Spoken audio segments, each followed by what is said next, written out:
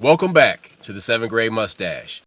On today's episode, we'll be speaking about brain maps. First, we need a little bit of context. On September 11th, 1973, the coup that installed the dictator Augusto Pinochet was steered by foreign governments. He removed Allende from office, who had helped to build up the infrastructure of the country of Chile. But then, with the help of foreign governments, such as the United States and Spain and other European countries, Pinochet brought a dictatorship and fascism to Chile. With the help of Milton Friedman, a University of Chicago economist, he was brought in to advise and steer the economic future of Chile.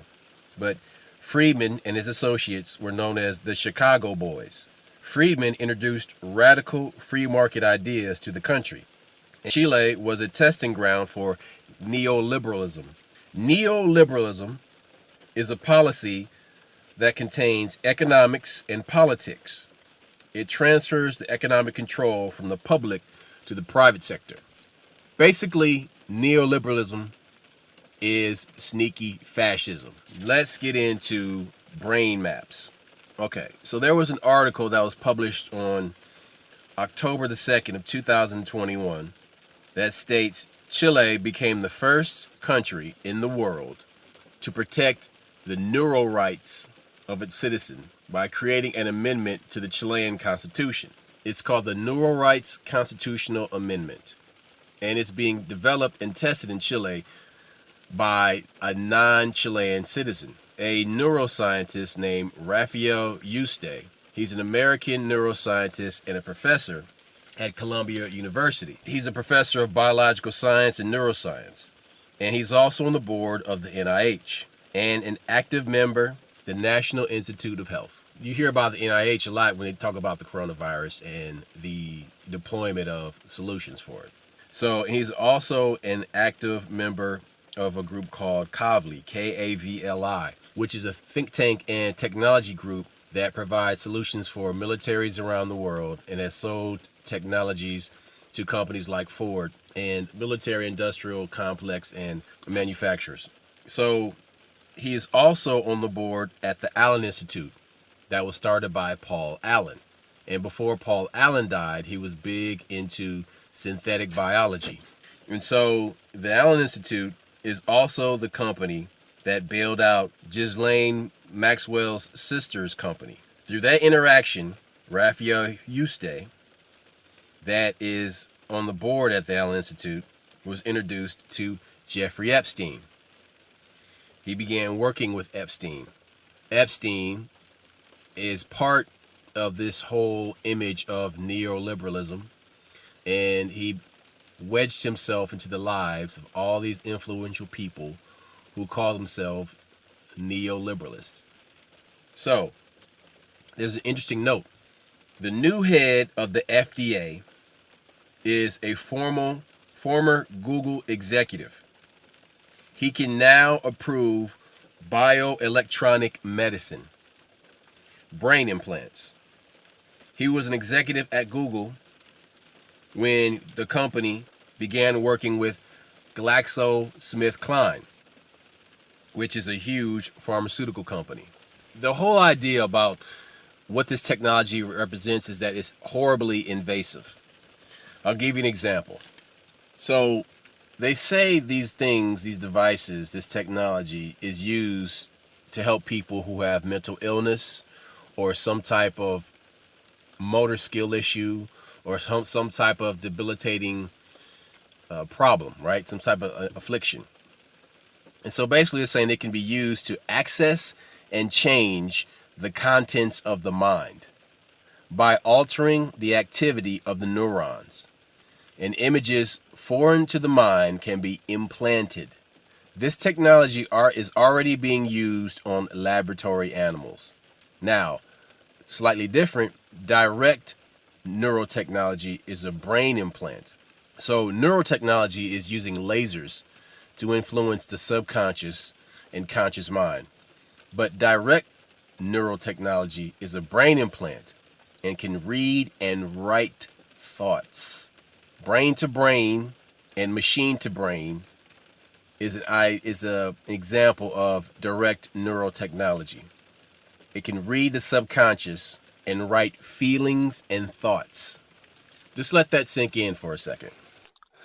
The point we're making is that all these different organizations that have these creepy agendas, they dabble with politics just to get their point, to get their product or their idea out there. Friedman is straight laissez-faire. He doesn't want any government interaction with the economy. He's an economist. I've been reading from years. But the fact that he would go into another country and try some shit lets you know that it was a complete experiment, and it was about control. It was about control of the markets. Okay, so And when, the reason why I brought up Chile at the very beginning is to show how a country was used as a huge experiment proving for ground. basically economic manipulation, governmental military manipulation, and now biological manipulation. Also, what's important that you must understand is that this is academia. This is what makes academia dangerous. Now, Friedman is a true economist in the sense that he has practical knowledge and he's been right a lot when it comes to these markets. But you also see that when offered the opportunity to try a big experiment to prove a point or to show his power or that he's right, that's ego is a big part of this shit. Just so y'all understand, white folks are driven by ego, and Friedman wanted to see, like, hey, let me see if I can do this shit. Let me see if this can work. And sometimes when the shit works, they bring that shit back here. Sometimes when it doesn't work, they still bring it back here and try the parts that did work. That you need to be aware of, like, why are these people so confident of their abilities, or that because they've tried it someplace. And the fact that when these people start to get into politics, it's not because they care about politics. Like Bro just told you about this neurosurgeon and all these different No, boards. no, he's not a neurosurgeon. He's a Excuse me. neuroscientist. You said he was a professor. Excuse me. He was not a surgeon. Excuse me. He was a neuro professor and something else.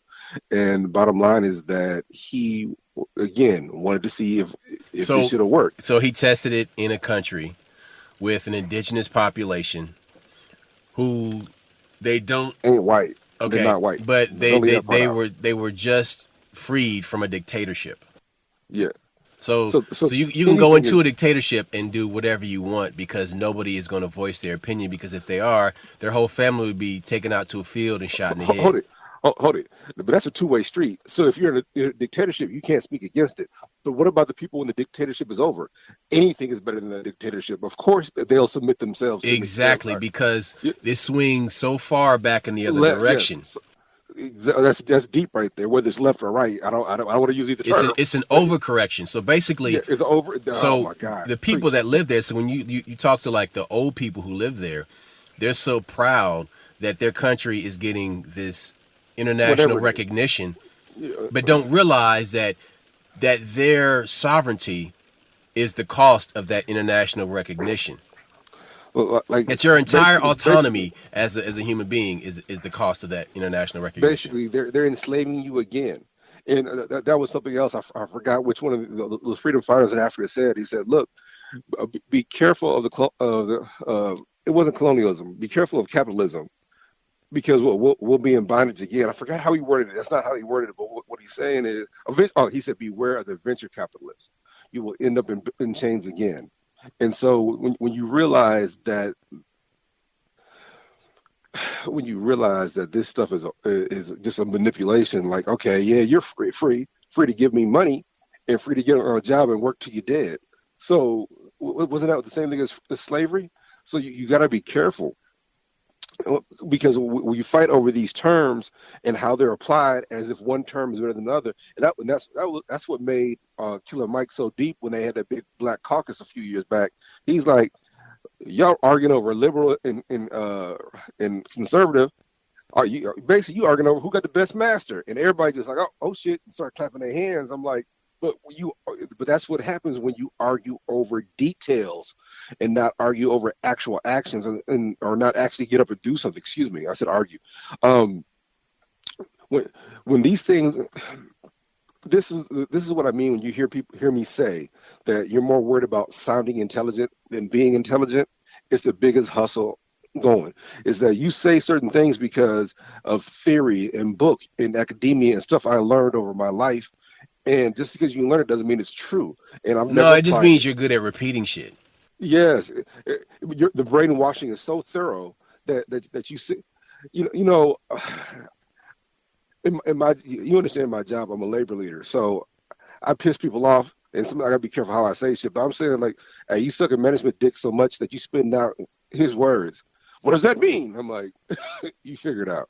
You're sitting here and you are so brainwashed and decide that it's all about you, and that if I do everything right, they won't fuck with me in the first place. That's how they got black folks that divide and conquer. That yeah, are you a good nigger? We'll give you little benefits. You're the house Negro. And then one time I use the term house Negro, and one of my bosses at the union said, "Can I use that term?" I'm not sure I can use that term. Uh, well, everybody knows what you mean if you say it, sir. Like, look, if you say that white person's a house Negro, everybody knows what you mean.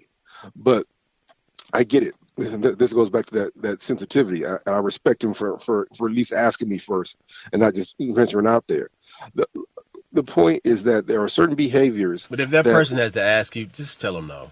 Like if it's a situation like that where they have to ask, oh yeah, I yeah, told him no. don't get them to Yeah, pass or shit like that. I know I don't need to tell you that, but you know what I'm yeah. saying. Well, first things first, he wouldn't use the house nigger. He would say, but he's like, look, he said, he's there are certain it's, there are whole departments that are house Negroes when it comes to this Okay, union shit. but this is the thing though, man. Like when you use that word with white people, there's a nuance there. Like, and you really Yep. shouldn't use it in white. You really shouldn't use that in conversation with white people, man. And this is the reason I want to sidebar this for a second because when you said that, man, like you trigger some minefields. Okay, some mines in Yep. the field. So the problem with that saying that is that it's not a conversation for white people because they were the one that created the house Negro. And but see, Completely. so if you want to speak to eliminating the house Negro, that is a conversation that needs to be had between black people. Okay. You must understand So, how but hold on, because I mean, I got to speak to you about this, man. Like, and so in a situation like that, I think that was the wrong choice of words. What you could have said more, you could have used more tact and basically Nope. said that person is a double agent. Okay. There are no other combination of words in the English language that describes a house nigga. Now I didn't say There good. I didn't is, say there house is, nigga. but see, like, to listen to describe what a house nigga is, you can use that, you can apply that term to a white person. You know what I'm That's saying? oh no, that was the whole point of the conversation. No, no, no, Okay, no, no, see, no, no, no, no, no. I'm sorry, not the term, but the concept. I misspoke. You can apply the the concept to a no, white no, I person. don't know. You're referring to the behavior. The term is generic. There are certain behaviors, but there is no word when you say house Negro. You know exactly what somebody means. You're not talking about just a trader. You're not just talking about somebody who's out for themselves. You're talking about both a straight race Yeah, trader. but see, for a white person though, you can just say he's a Benedict Arnold.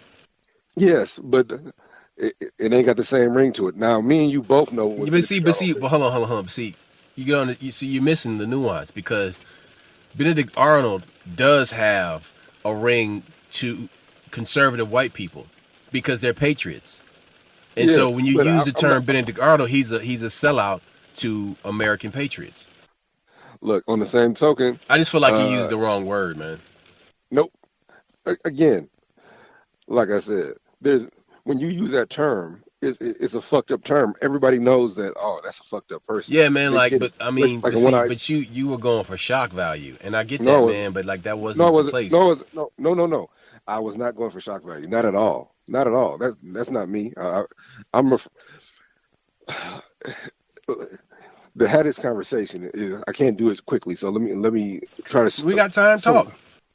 okay, so in certain companies, especially when you're dealing with this union thing, I'm only dealing with my company, so I don't know what else is out there. But you have whole departments that literally sold out to get certain things, and it's hard to explain when. So there's a department that came from another state, came from another city, and there are two or three things they wanted. So they wrote an agreement. An agreement is basically a law between the company and the organization. The organization being the union, the company being the railroad.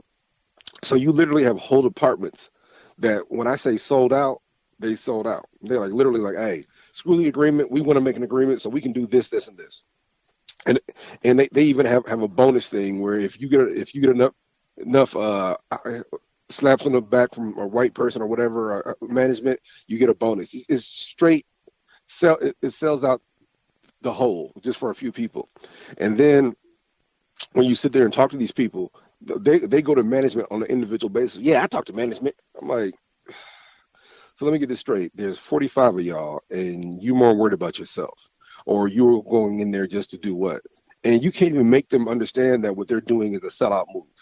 So when you use the term, I'm referring to a particular culture that's been cultivated over a very long time, and you guys can't. And the thing is, some of these people came from my department. Some of these people know. I even had one lady tell me like, "Hey, man, I know that wasn't an agreement because we did this over here." Do you understand what a house nigga really is, though? What a house negro really is? Yeah, yes, I understand completely. It is a truly selfish, Vile. cowardly, vile, low down individual. Yeah, I, I didn't use the They're term out of all place. I about assure you. they are about self preservation at any cost. I'm familiar. Look, see, that's one thing I wasn't going for, and you know me for a very long time. I don't go for shock value very often. That was not a shock value thing. That was a complete observation of behavior, and the fact that you're a detriment to yourself, and you're a detriment to the whole because then what you're doing defeats what we are all fighting for, and that's the shit, right? And don't get me wrong, I don't want the white people using the term, but it's definitely it was a specific situation. I mean, you had to talk before. Look, what I'm saying is that when the majority, which is a minority, when the majority implements something, and you're not smart, you're more worried about getting your cake or your piece of the majority's crumbs, and not worried about yourselves as a whole and creating your own society or righting a wrong instead of just going on with it. That's a house Negro. It's a very specific behavior, and it's very detrimental.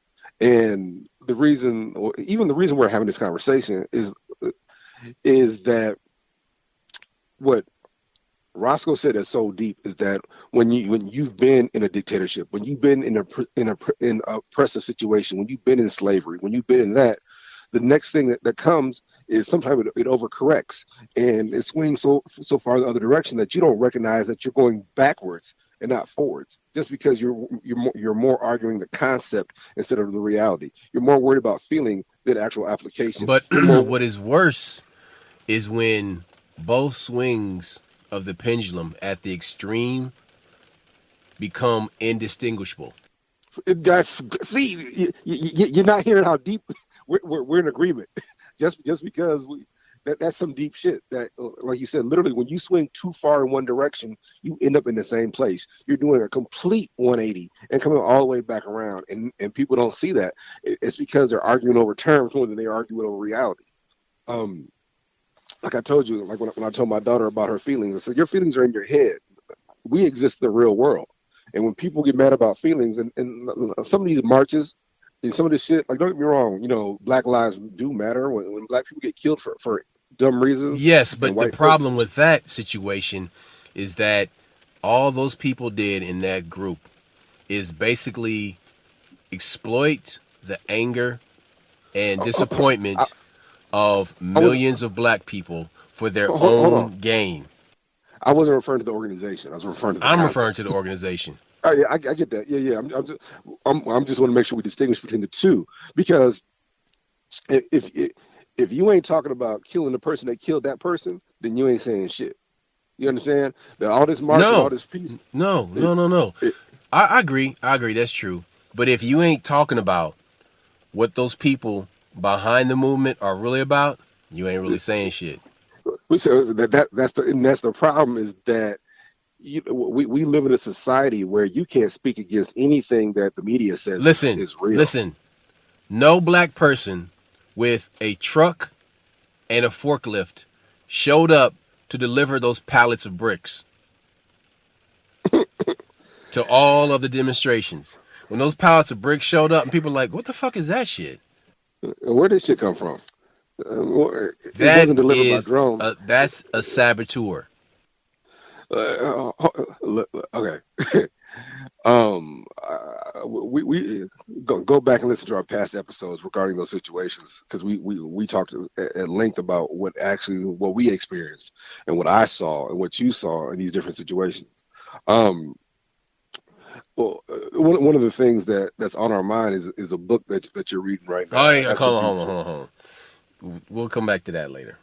But let's get okay. let's get back to the original topic, and that's brain maps. So the White House Brain Initiative is a collaborative public-private research initiative that was announced by the Obama administration on April the 2nd, 2013, with the goal of supporting the development and application of innovative technologies that can create a dynamic understanding of brain function. Now, on the surface, that sounds nice.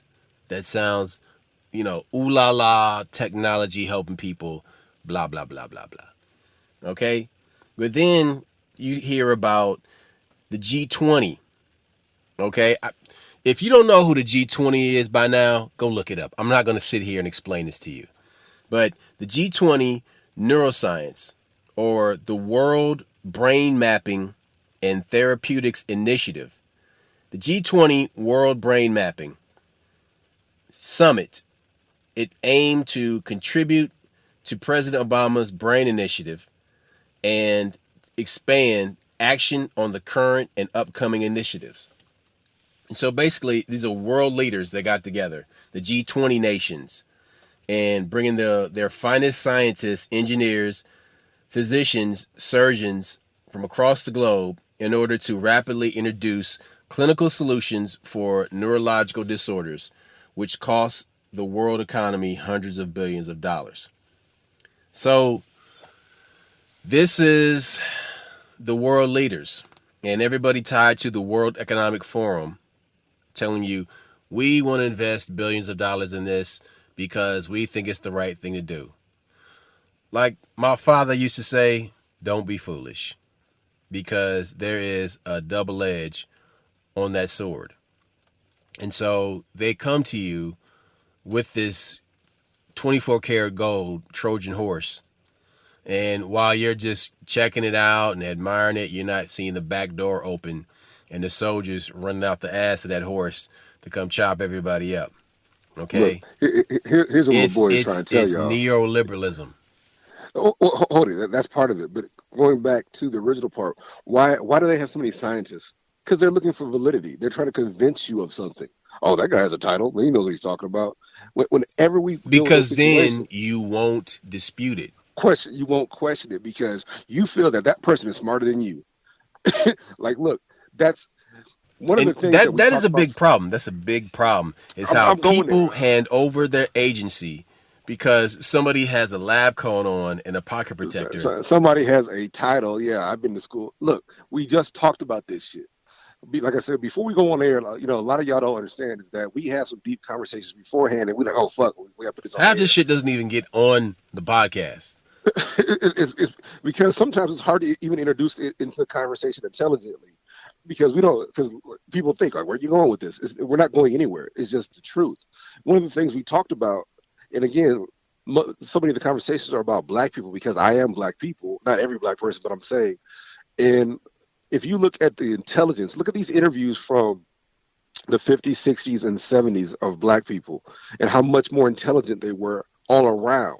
Because they didn't have distractions. Like we ain't just talking social media, but one of the biggest things media in general, when I say media, I'm not talking about news. I'm talking about movies and shit like that. I'm talking about Law and Order. I'm talking about if you pay attention, one of the things I said last podcast, like, hey, I don't think these motherfucking Klan people had the power that we think they did. but but right now we're bombarded with so many messages. Think about it like a shitty movie like A Time to Kill, which everybody likes. I can't sit through it. Um, when you look at a movie like that, Or it a makes new you shitty think that movie like Moonfall. Go ahead. I ain't checked it out yet. So. But the point is that they give you this idea that these redneck white guys are everywhere, and you got to worry about people in a truck coming up. When that shit was really going down, black folks was killing white folks. You Right. don't get But those. see, this is the thing. While you're so focused on these toothless rednecks wearing bed sheets, Yeah, running motherfuckers around in like suits fucking cowards, you you're not paying attention to to the the pedophile rings right in eugenicists, front of you. the eugenicists at UCLA, the eugenicists in New York and in Harlem, creating these Planned Parenthood organizations and fertility clinics, quote quote, quote unquote, fertility clinics No, to don't forget. eliminate the black population or eliminate the population of people of color. Look, you're missing these evil overlords, these secret societies, these pedophile rings in plain sight. These people buying orphanages and shit. These people who create. Okay, you can't spank your kid. You spank your kid, they take your kid from you. Next thing you know, your kid is in a ring someplace, going through some crazy shit. Fucking straight up sex worker But see, commissioned by the all government, this sounds essentially. like new stuff. Nope. It has been going on for the longest time. If you've been listening to That's the the show, you've been hearing about the orphan trains and how they would kidnap that these shit kids off started. the Yes, streets, in the 30s. put them Was in it 30s? sanatoriums, Yeah. you know, alter their brain chemistry, and then put them on trains and send them out west. Now, it happened in the 1800s, man, the late 1800s. Oof, Because that's sick. remember, the with the Manifest Destiny when they stole the land from the Indians Yeah, and basically told all these white settlers or these white immigrants, "Hey, we got some free land for you." it don't matter what you do to the people that are already here. You can do what you want. Was it Colonel Byrd in one of his books where he talks about these brown women will make good wives for the white men? Shit like that, like conquest. Racism and colonialism is so embedded in our conversation that we don't realize when we're saying something racist. We don't realize the word missionary position comes from the missionaries raping the natives, and that's the position they use. So that's why we call it the missionary position. That's fucked up. Um, You know what? uh, You know what? Listen, man. There's so many fancy words that are used to say simple things, and sometimes you have to speak plainly. See, everybody listens to the intelligentsia that is inside these bubbles at universities who don't who are just exist the in opposite. They're the just normal the world. opposite. They don't live They're in the just the everyday opposite. world. They don't work with their hands. They don't even talk It's to normal ass people every day. So they that's develop these God. Come on, egos. They develop these preach. egos where they can behave like they're some pompous ass because nobody questions them, because nobody is checking them and bringing them back to normal. So Okay, okay. wait, hold on. And so these people go on to write these books and go on to have these talks and they go on to talk shows and they give these rousing speeches about how we need to have this. Those people are hired by politicians to help create policy. See, but the And the problem thing is, you'll ask for the policy. You'll ask for the gun control. You'll ask for because all these psyops have been placed in front of you to scare you into submission. It's been happening since Jack the Ripper. It's been happening since the French Revolution. But listen, what I'm saying is that when we talk about words like fascism and neoliberalism, words like this are fancy words to say that people want to control you that you didn't elect into government, or the people that are a small group want to control the big a group. big group. Yes. Okay. Look, here's a deal that I was. Here's the point we start talking. The point I'm trying to make when I was talking about black people being so much more intelligent. The point is the general populace was much more intelligent. But for instance, I remember that there was a interview with this. I think it was in Philadelphia. They were interviewing these brothers on a stoop, and they had suits on, but they just looked like regular brothers, just out there. And the interviewer basically asked him about Malcolm X, and bruh laid it down. And I'm like, was this nigga a plant? But then they talk to the next man. He explains like, hey, I understand the concept of both sides and this, that, and explain. He was just so eloquent, and I realized that all of them were like that. And that my own racism took over when I first saw him. Like, oh man, this nigga gonna say some bullshit. Two things that you need to realize: because someone doesn't, just because someone doesn't speak perfect English does not mean that they're not a good communicator. Does not mean they're not intelligent. Number one. Number two, when you look at certain things, you have an expectation, but that expectation was created by a media, But straight hype train you're judging that person because he of is not drinking the same Kool-Aid that you drink to a certain no. extent. I'm That, judging wait, the wait. person because I'm of not talking because about of you. my I'm not talking brainwashing. about you. Yeah, I'm talking about people in yeah, general. And yeah, they yeah, will yeah. judge a person like that because they are not using all of these fancy words to say something very simple. He's Oh, that's deep eliminated too. all that stuff from his vocabulary and just cut straight to the point. Look, the point being, the two men that we refer to in the show very much is your father and my uncle. You know, the, there was something that me and you talked about off the air, and also we talked on a past podcast referring to when you're talking about Warren Buffett and Munger was talking about a person with common sense. See, we think common sense means oh, it's just somebody with regular logic. No, common sense was is a worldly man, a worldly person, a person that has many not expertise, but is versed in many things. And for instance, I would talk about my uncle, and I told you the time like one of his buddies from the war was a truck driver, just pulled up, and he walks out there in front of his house in Inglewood, California, by the Great Western Forum, and just starts working on this semi. And he sits there, he's not using a lot of words, and he even uses stuff that we deem incorrect now. Like he would call white people peckerwood and say, call Mexicans, the same thing when you see that movie Gran Torino, the same way that Clint Eastwood would. But we dismiss this person as not being intelligent because they're not speaking the way we're trained to speak now, not realizing that this person is super intelligent, very aware of what's going on, has a complete better understanding of world events because they've been world traveled and they fought in the war against fascism and these different concepts. So, but because this person doesn't talk, yes, my name is Edward Norton and I speak like this. All of a sudden, we dismiss what they're saying. And on the flip side, when I saw this video of these black folks from like I said, maybe 64 or whatever, and you see these people talking and they were super intelligent, and I'm like, wait a minute.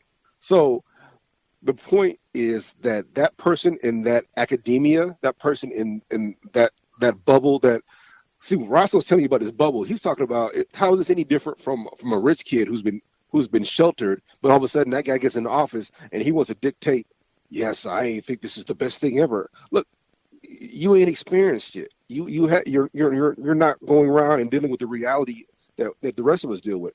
And you run to academia, you run to these different places, you run to I got my master's, I got my doctorate, so I'm smarter than you. No, you're not smarter than me.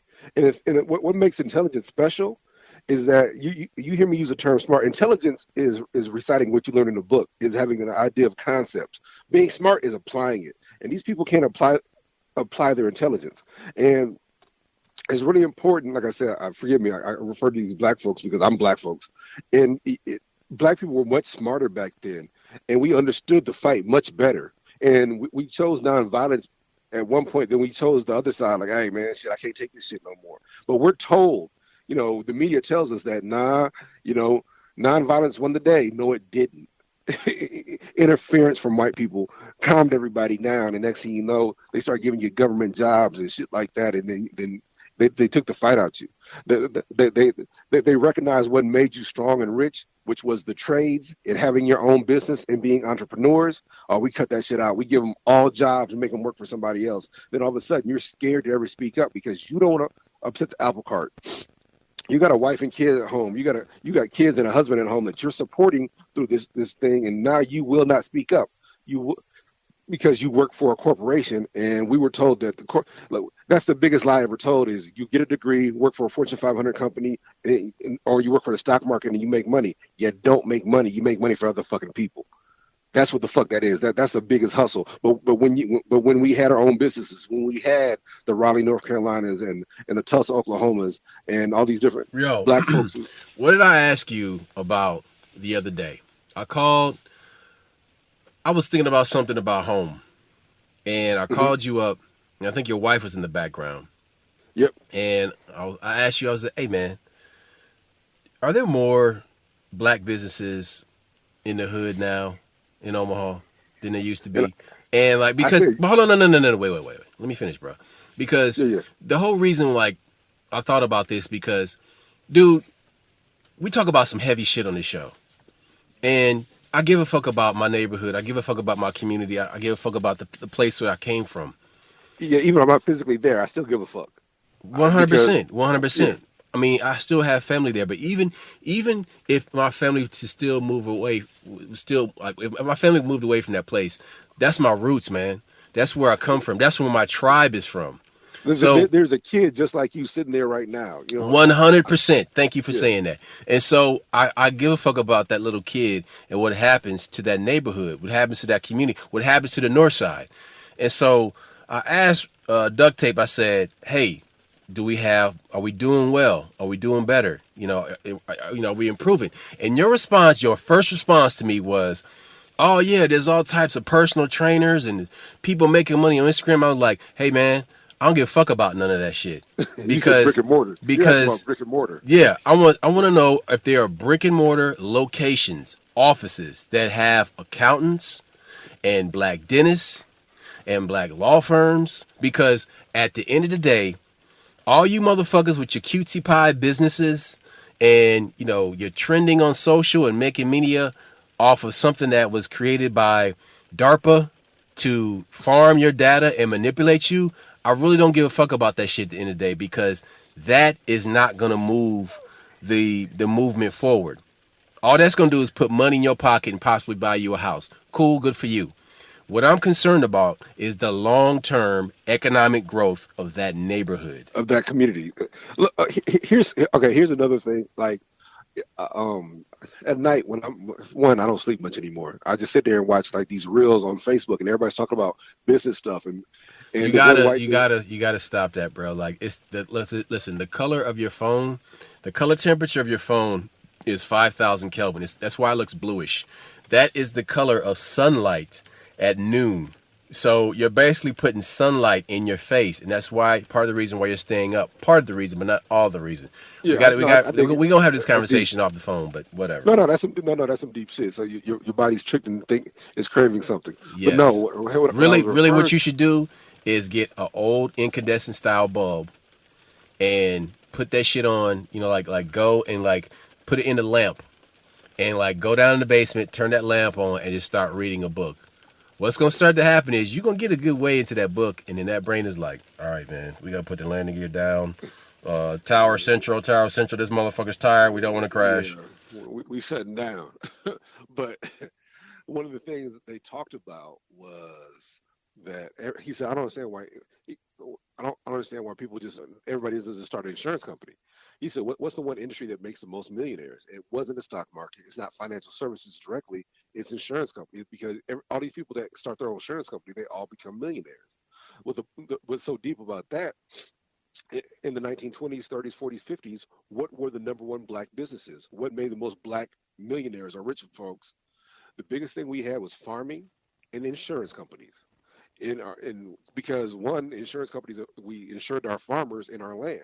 People don't realize that we got rich off insurance companies. Then they took that from us, like literally took it from us. When we got powerful, they took it from us. And you got to understand the point is that our economic well-being is in direct confrontation with white supremacy. If we're economically sound, we ain't got no reason to come to you. If we have an economic situation, we ain't got to listen to your rules, because I can make my own rules. When you have economic, what's the word I'm looking for? Superiority, then you fund your own movements. The civil rights movement was funded by black middle class, and they made sure so when they moved the manufacturing base out the inner city, who did they destroy? They destroyed the black middle class. That was on purpose, because these motherfuckers whipped America's ass, and we didn't want that happening So again. okay, but here's the thing: like, it's not the fact that black people were just innocent bystanders. No, Nope. because redlining is a real thing. comes from insurance companies. They wouldn't, if you live in a certain area, they wouldn't give you life insurance. They would give you burial insurance. See, burial insurance is just enough to bury your black ass, but life insurance is enough to take care of your family when you're gone. In fact, it was so bad where these companies were. There's a term called custodial insurance, and people think it is because, okay, this person is so important. It's just the opposite. These big companies would insure their custodians, their niggas. So when a black person died, the company would get a big payout and wouldn't share any of it with Listen, the man, family. I want to say this real quick. For all the people that want to poo-poo these ideas that institutional racism is only in the past and it's no longer a real thing, no, it's only because you lack the depth of thought to consider something like that. Here's the deal. You've been benefited from so much that your cognitive dissonance stops you from speaking on it. So Cognitive dissonance is a hell of a drug. It's a hell of a drug. Look, all these fucking conservative white people that are against are against censorship and all for the First Amendment, and Joe Rogan, which I'm a Joe Rogan fan. But how come they don't want critical race theory thought? Oh, wait a minute. We'll censor that. Like, you'll censor anything. Dude, that you know what cognitive dissonance is? And a good example of that, Dave Chappelle had this joke in one of his older comedy specials. And I think it's called For What It's Worth. And it's where he said he was driving with his white friend in a car. Oh, I already know. And his white friend got pulled over by the cop. And the cop said, "Did you know you were speeding?" to the white friend that was driving. And the guy says, "No, officer, I didn't know I couldn't do that." And the cop said, "All right, just take it easy and get out of here." That's cognitive dissonance. Look, but it's not cognitive dissonance on the part of the white man. It's actually cognitive dissonance on the part of the police officer, because he can't see your flaws because you're white, and whatever excuse you give is acceptable to him because you are who he's here to. Yeah, but see, that cognitive dissonance is a purposeful blind spot. Yeah. Oh, yeah. That's what it is. I refuse to see what's in front of me because it makes me uncomfortable, and I refuse to see what's in front of me because my well-being and my prosperity is based on that, and we don't want to get into that discussion. Cognitive dissonance, we see it more now with businesses, and people don't recognize that.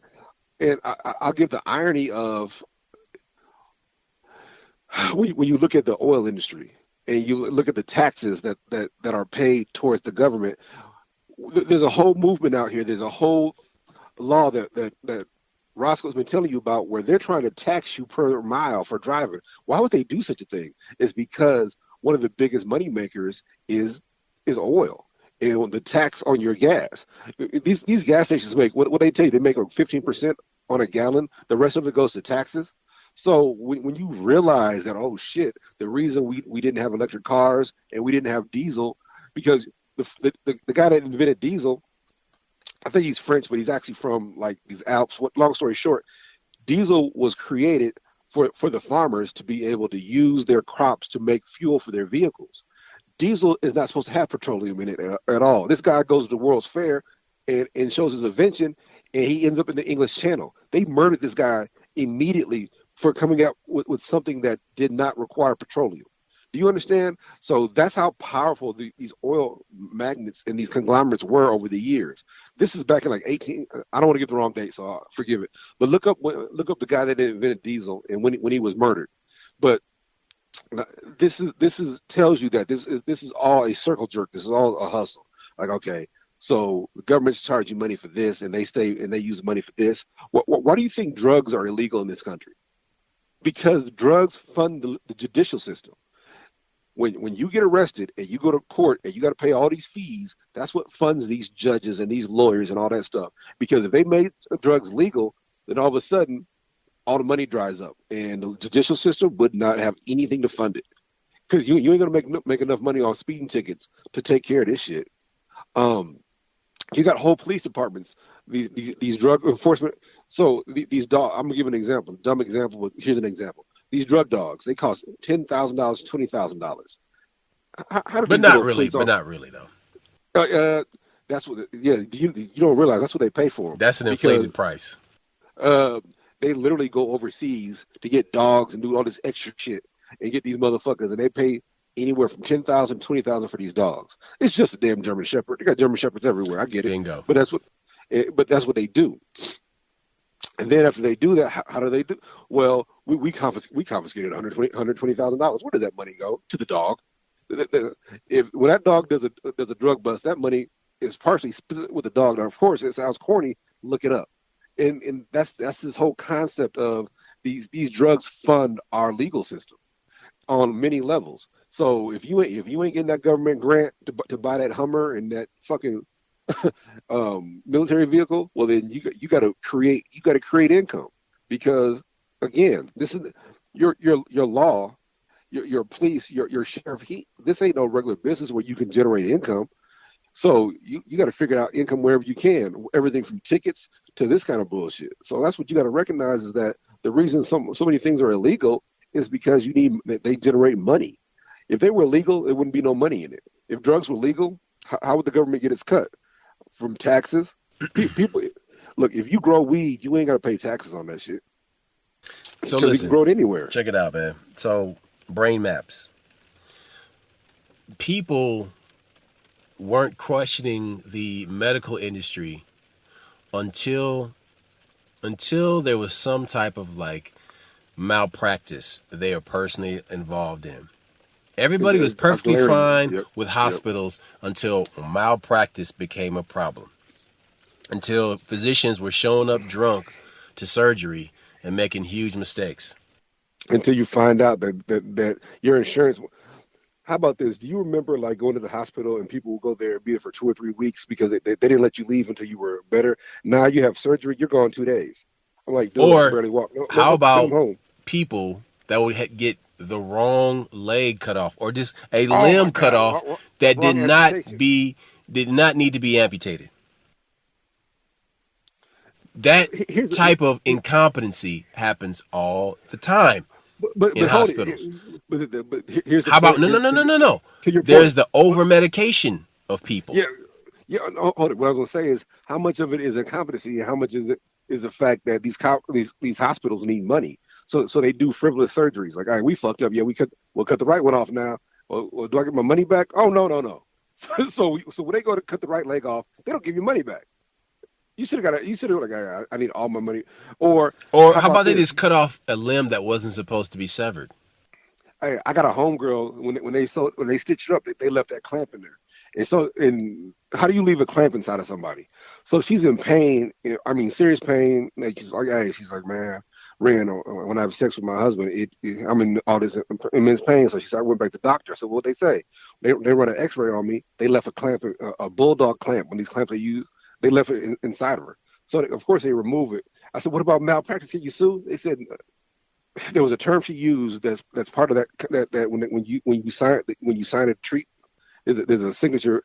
There's a term on there where, hey, this is I don't want to use incidental, but it's like a term like. So basically, she signed away her right to litigation. To litigate, yeah, of course. And I'm like, hey, look, see now, I spoke to a lawyer, one of the ones we grew up with.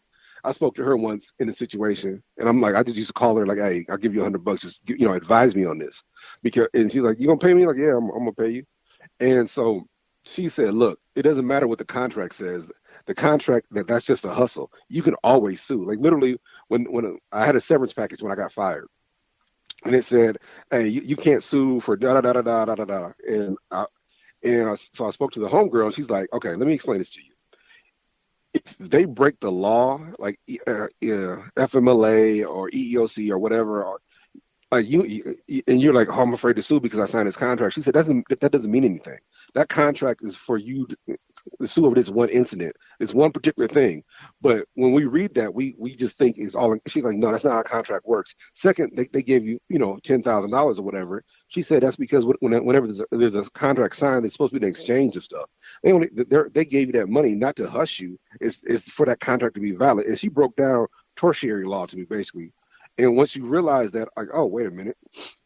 So my homegirl probably should have sued, but again, she didn't have the right person advising her. We sign our rights away because we think we need these people. But if you're doing surgery, you ought to be giving me guarantees. I remember you used to talk about Eastern medicine, where if the person got sick, they got beat up. Like literally, you're paying the doctor to be healthy, and if you're not healthy, then they don't get their money, kind of thing. So You this got a deep brings us concept. full circle to brain maps, because what these neural rights are supposed to be are laws that are on the books to protect people from psychological manipulation. And so they're saying that these laws are being created to protect people, but all these laws do are create the framework for this industry within that country. That's what it's doing. Because then what it's going to open the door for is more funding in the public. They want to come out of the shadows into the light and Hey, do when you this talk about this, everywhere. when you talk about this neurological, this Neural neural rights, mapping, neural neural rights, rights, and neural mapping. Yeah, yeah, no, but neural rights in particular, that sounds like some sci-fi take shit. yeah, take my consciousness out my body and put it in a computer shit. That's what it sounds like to me. That Yes, sounds like that's straight up exactly where we're like going with this. yeah, Because yeah. okay, They're now warming you up let's for go that shit down for this the meal. road. Then okay, let's Yeah, go down this rabbit hole. that's just the appetizer. The main course is something different. That's another So thing that okay, now might be worth think to two recognize. steps ahead with that. Shit. Where do you see that going wrong? Oh hell, we grew up on Terminator. It goes wrong all the time. Right. So then, if hold you on, hold can't, on, hold if on. you have no money, Wait. Let's use the music model for this. Your consciousness is a song, but we're going to use your consciousness to model an AI off of that. oh wow. Do we So owe you anything? well, that's Henrietta Lacks. You know, that's that Dude, situation all over yeah, again. she We're, was like the first known mutant in human history with a healing factor, and they used her, and they still use her cells to this day. So, do they owe her so anything? Reparations? Does she deserve any reparations for her the family gene, is for the genetic information she provided? well. It's not just information though, because her cells. Okay, information will be one thing. This is actual physical cells that still exist beyond Okay, her existence. right. So if that's still part of her, her family still, her DNA still walks around. How come they're not benefiting from it? And the idea, what my brother Roscoe's getting at is that what happens when somebody literally steals an idea from you before you have it? What happens if somebody literally steals something from your neural pathway and they use it to make money or they use it for something else? And do they owe you? Do you have a right to that? Okay, You know, okay. and so, But wait a see, minute. What if they use? Okay, check this out. What if law enforcement starts to use these strange synthetic biology tools that become a mirror of you? So instead of sending out a law enforcement agent, they send a synthetic thought, android that's modeled off of your consciousness to track and follow you, and then dude, eventually to go and oh, it's fucked up. incarcerate you. Oh, that's fucked up. So, Do you see what I'm so saying? So then it becomes this Gemini man thing, or it becomes, where literally, you are being chased down the streets by yourself, and you get in a in fight robot with form. yourself, and it knows all of your moves. Look. Oh man, so that's so deep. Okay, so we already know about Minority Report. So what would happen? They start putting your ass in jail just for thought and shit, or they created But simulation see, with your cells. that is on the periphery. That's how Oh you no, no, got there. That's how yeah, you yeah. got this person tracking you down to come and incarcerate you.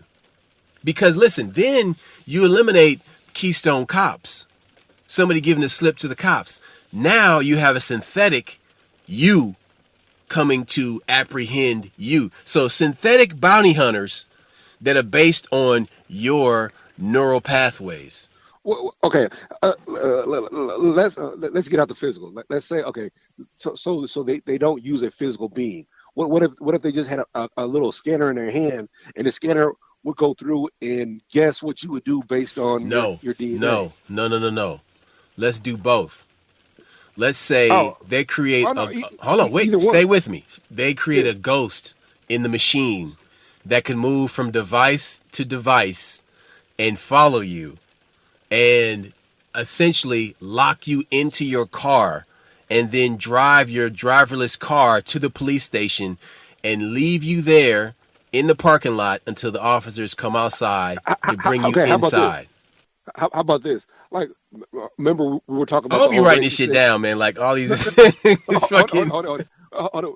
We were talking about that racist shit in the NFL where they had the black coaches were tanking on purpose. And all of a sudden, like not only are they not hiring black coaches, but they got numbers to support it. What would happen if you're saying like, okay, the black side of town is really bad, got a lot of crime? What would happen if they use this technology to tell you to do crime? So now you got 15 niggas killing a bunch of people. Like, hey, see, property value goes down because these niggas kill people.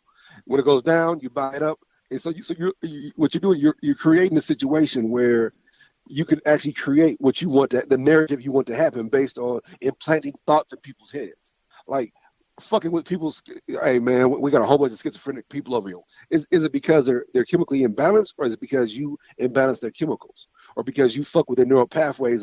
Because the reason this shit is so important is because they start doing this shit to the kids. Like, for instance, I remember when we were kids and they fingerprinted us, and that was the reason. Like, hey, well, can you imagine if they start getting your genetic information when you were like 7 or 8, and all of a sudden they have a genetic copy of you just sitting there waiting for some shit to go down? Or what would happen if they cloned you? You killed the president, but they arrested your black ass and not the clone. And you like, but I wasn't even in Delaware. We got pictures of you. Look at it. Like, nigga, that's not me. That's not my hairline, you know. But instead, But wait, and then they have the clone commit suicide.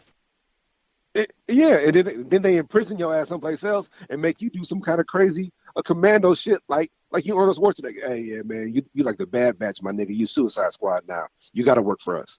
Man, it's so many fucking things. It's so many storylines they can do.